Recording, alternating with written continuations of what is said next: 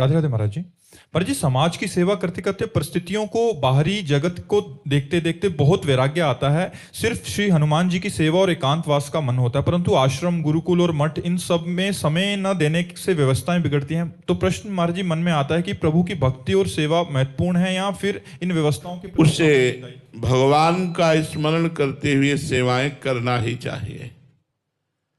लेकिन प्रभु आज्ञा जहिका जस आई, सोते भांति रहे सुख लाई। प्रभु जैसी आज्ञा करते हैं वैसे दास को जीवन निर्वाह करना पड़ता है। ईमानदारी से कह रहे, सत्य कह रहे, मन बार बार भागता है, एकांत रहो एकांत रहो एकांत। पर हम 4 बजे से लगे हैं दिनचर्या में, अपनी दिनचर्या पहले कर चुके, अब दिनचर्या में लगे हैं। अब ये प्रभु के द्वारा दी हुई दिनचर्या है, हम चाहते हुए भी नहीं छोड़ सकते, हमको जबरदस्ती करना पड़ेगा। तो प्रभु आज्ञा जहिका जस आई, सोते भांति रहे सुख लाई। इसलिए नाम जप करो, भगवत चिंतन करो, और जो मठ है, हनुमान जी की सेवा है, वो सब भगवान का भजन ही है। हाँ, आप दास बने रहो, स्वामी मत बनना।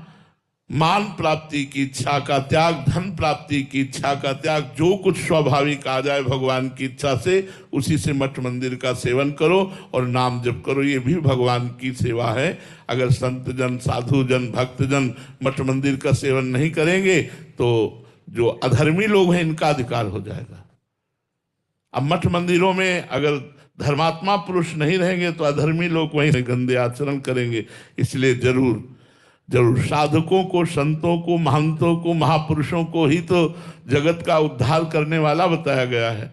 तो मंदिर इसीलिए वो बनवाते हैं कि हजारों लोग भजन नहीं कर सकते, लेकिन आकर के यहाँ दर्शन मात्र भगवान के तो करेंगे। तो जय हनुमान जी, प्रणाम किया, चले गए, इतने पुण्य बन गया उनका। एक एक कदम भगवान के दर्शन के लिए जब जाया जाता है वो पवित्र करने वाला होता है। इसलिए ये कोई साधारण बात नहीं। मंदिर आदि, भगवान के मंदिर की परिक्रमा करना, भगवान के मंदिर के दर्शन करना, ये भगवान के सामने कुछ देर बैठना, मंत्र जप करना, ये सब महामंगलमयी बातें हैं।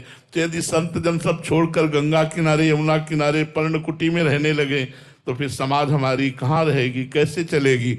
इसीलिए संत महात्मा अपने हृदय की बात को दबा करके, अपने उद्धार की बात को दबाकर जगत उद्धार के लिए वो गुण गाते, प्रभु का मंगल गान करते हुए प्रभु का जगत में विचरण करते हैं।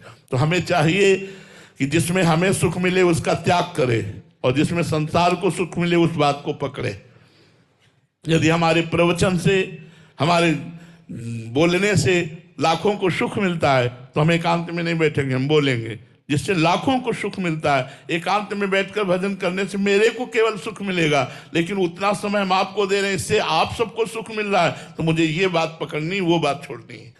अच्छा, वो बात अपने आप पूर्ण हो जाएगी, क्योंकि सबको भगवत स्वरूप मान करके जब, तो ये भजन ही है, सब रूपों में भगवान ही है। इसलिए आप ऐसा करो, भजन करते हुए जो भी आश्रम की सेवा है उसको करते रहो, उसको त्यागो मत। नहीं तो अगर आश्रमों का, मंदिरों का साधुजन त्याग कर देंगे तो जो अधर्मी लोग हैं वहां गलत आचरण करेंगे, बैठकर मंदिर की मर्यादा के विरुद्ध वार्ता होने लगेगी। इसलिए संतों से प्रार्थना, जो गुरु परंपरा से मिली हुई आश्रम मर्यादाएं हैं उनका पालन करते हुए ही भजन किया जाए।